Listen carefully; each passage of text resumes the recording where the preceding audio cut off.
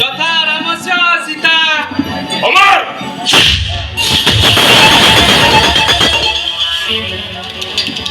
Daddy daddy ও কন্যা কেতে সুন্দর হইছি ସବୁବେଳେ ସେଇ ବେଦି ବାହାଘର ହୋମନିଆ ଏମିତି ହେଇ ହେଇ ନିଜେ ତ ପାଗଳ ହେଇଗଲୁ। ଭଲ ସେ ଉପରକୁ ଦିନ ଏମିତି ରାଗନ୍ତି କିନ୍ତୁ ଭିତରେ ଭାରି ଭାରି ଭଲ ପାଆନ୍ତି।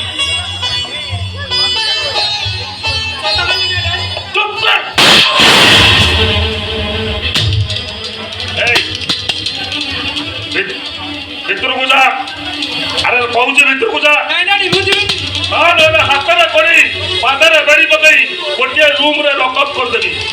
ଏ ନନସେନ୍ସ ଗେଟ୍ ଆଉଟ୍।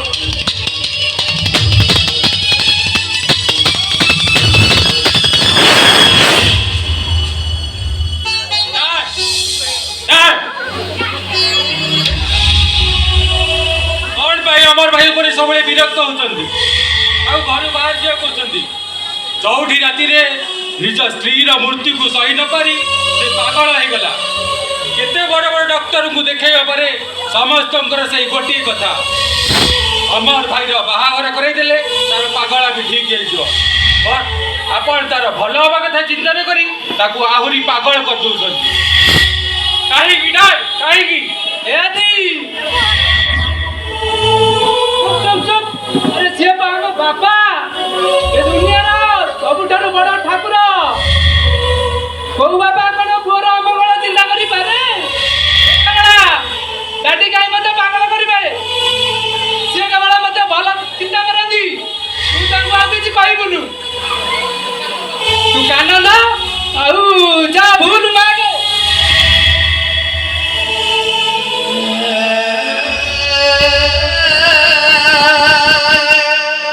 ଦେଖିପାରୁଛନ୍ତି ଡାଡ, ଦେଖିପାରୁଛନ୍ତି ଅମର ଭାଇ ଭଳି ଗୋଟେ ପାଗଳ ପୁଅର ଆପଣ ପ୍ରତି ଥିବା ପିତୃଭକ୍ତି ଦେଖିପାରୁଛନ୍ତି?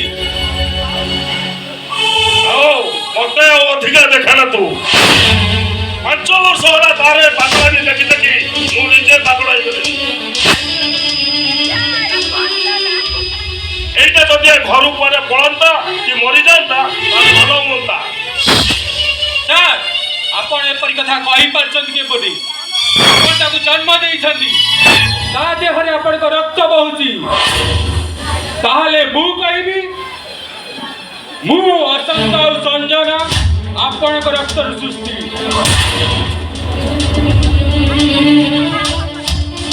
ଆଉ ଏ ଅମର ଭାଇ ମୋ ମମିର ଅନ୍ୟ କୋଉ ପରପୁରୁଷ ସହ ପାପର ଫଳ।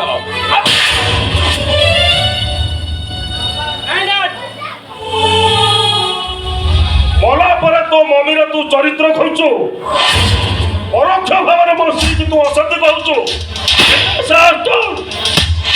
ইচ্ছা হଉଛି ତୋ ଭଳିଆ ପୁଅକୁ ମୁଁ ଶୁଟ୍ କରିଦେବା।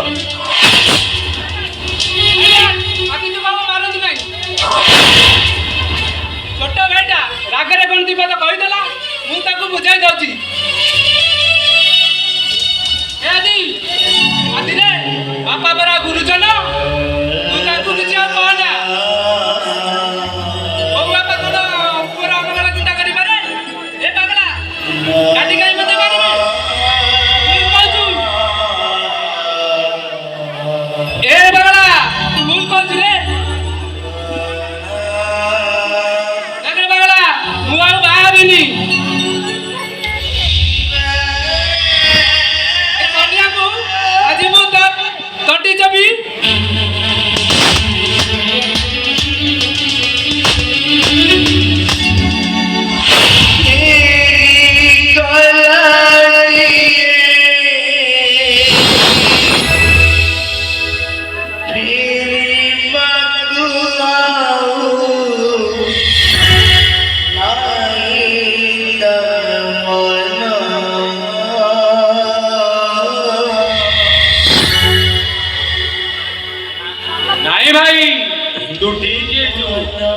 ତୋ ପାଇଁ ସତ ପାନି ଆସିବ, ତୋ ବାହାଘର ହବ, ତୁ ଖୁସିରେ ସଂସାର କରିବୁ।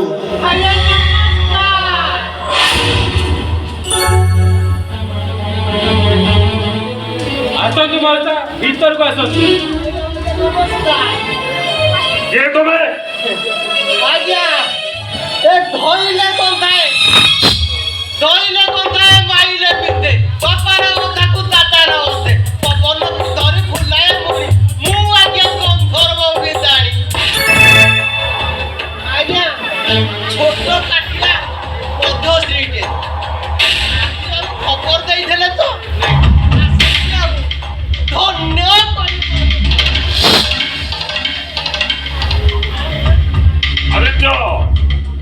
ଆଦିତ୍ୟ କଣ ହଉଛି ଏସବୁ? ମୁଁ ଥାଉ ଥାଉ ତୁ ଏ ଭଦ୍ରଲୋକକୁ ଡାକିକି ବାହାଘର କଥା ଚିନ୍ତା କରୁଛୁ।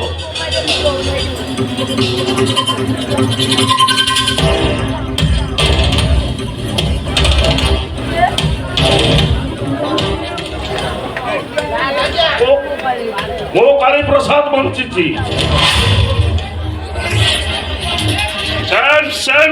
Very same. ଓ ମଧ୍ୟସ୍ଥି ମହାପାତ୍ରୀ, ଯୋଉ ବାଟେ ବାଟେ ଆସିଛ ସେଇ ବାଟେ ବାଟେ ଫେରିଯା।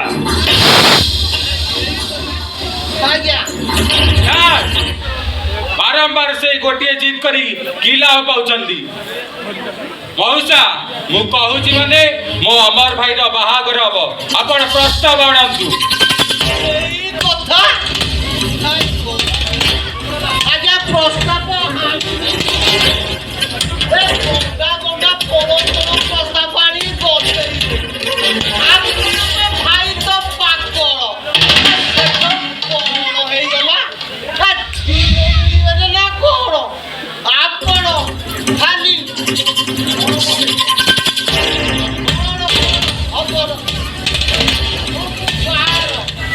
ସବୁ କଥା ଫାଇନାଲ କରି ଆପଣଙ୍କୁ ଖବର ଦେବି।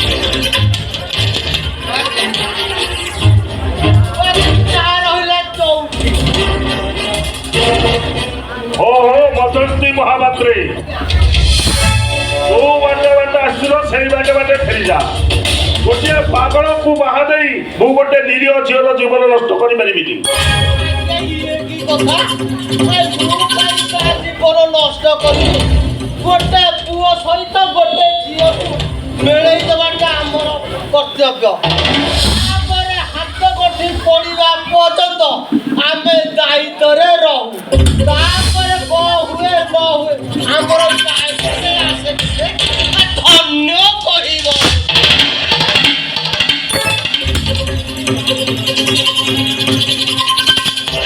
ଆଦିତ୍ୟ ବାବୁ, ଆପଣ ସଫା ସଫା କହିଲେ ଆପଣଙ୍କ ଭାଇ ବାହାର କରିବେ ନା ଅଯଥା ଟାଇମ୍ ନଷ୍ଟ ହଉଛି। ହଁ ମଉସା, ମୁଁ କହୁଛି ମାନେ ମୋ ଅମର ଭାଇର ବାହାଘର ହବ, କିନ୍ତୁ ଗୋଟିଏ ସର୍ତ୍ତରେ।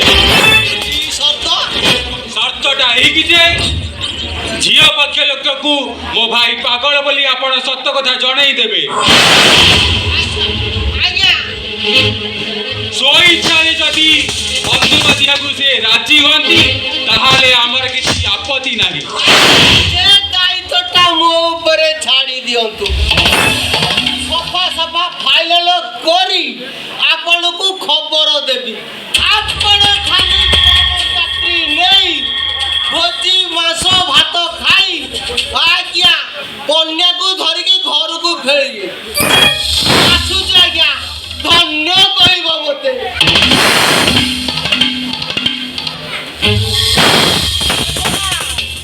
ଆଜ୍ଞା କିଛି ବହନି କଲେନି।